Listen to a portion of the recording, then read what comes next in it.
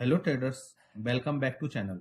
आज हम इस वीडियो में बात करेंगे निफ्टी, बैंक निफ्टी और सेंसेक्स के क्या लेवल्स रह सकते हैं ट्यूसडे को, क्या वो थर्सडे को, क्या हमें कोई गैप अप, गैप डाउन या फिर फ्लैट, क्या ओपन हमें मिल सकता है थर्सडे को अपनी सेंसेक्स की एक्सपायरी भी है, तो ये भी चेक कर लेंगे कि कोई हमें हीरो जीरो ट्रेड तो नहीं मिल सकता सेंसेक्स में, या मिल जाएगा।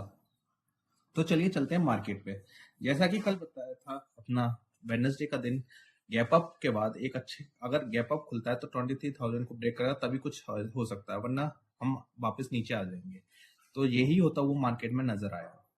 तो अब अपना लेवल्स बन गए हैं 22,650 और 22,600 का अपना सपोर्ट है।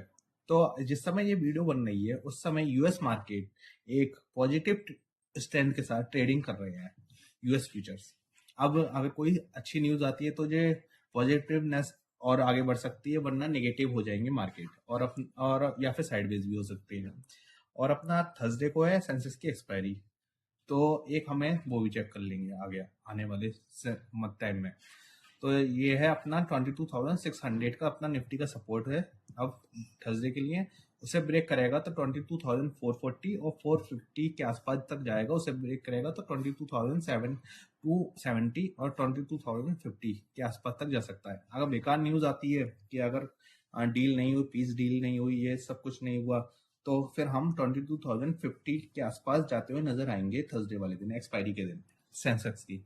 अगर अच्छा हुआ तो हम आज का जो रेजिस्टेंस बना है 22,930 और 22,950 के आसपास, उसे ब्रेक करा तो हम 23,150 और 170 के आसपास तक जाते हुए नजर आएंगे। उसे ब्रेक करा तो 23,400 के आसपास नजर आएंगे जाते हुए।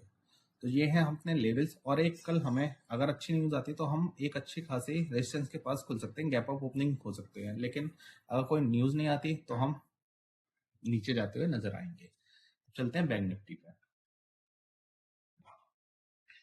बैंक निफ्टी पे अपना सपोर्ट बना हुआ है एक, आज अच्छा खासा गैप अप, फिर थोड़ा सा सेलिंग आई, फिर उसके बाद सपोर्ट लिया, उसके बाद एक अच्छा खासा रेजिस्टेंस 51,950 के आसपास जाके अपना रेजिस्टेंस लिया, फिर वहां से रिवर्सल हुआ। तो अपना सपोर्ट बन गया 51,050 का। उसे ब्रेक करेगा तो 50,550 और 575, उसे ब्रेक करेगा तो 50,050 तक जा सकता है। लेकिन अगर रेजिस्टेंस ब्रेक हुआ और एक अच्छी खासी बाइंग आई और शॉर्ट कवरिंग देखने को मिली तो 52,760 तक हम बैंक निफ्टी को जाते हुए देख सकते हैं थर्सडे के दिन। थर्सडे को सेंसेक्स की एक्सपायरी भी है, तो एक रिवर्सल मूव भी हम देख सकते हैं कि आता हुआ नजर आएगा हमें मार्केट में, अगर कुछ अच्छी न्यूज आती है तो। और अगर कुछ नहीं आती है, अगर वॉर चलती रहती है, कंटिन्यूस रहती है, तो हम 50,000 के आसपास जाते हुए फिर से नजर आते हुए नजर आएंगे मार्केट में।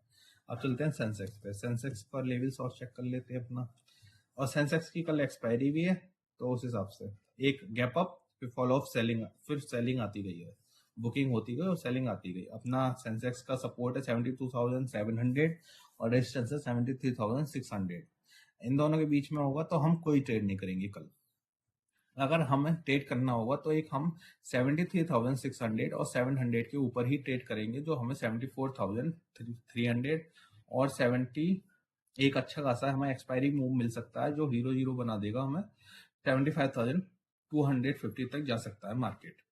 अगर सपोर्ट ब्रेक हुआ तो हम 71,770 और 70,960 तक जाते हुए नजर आएंगे।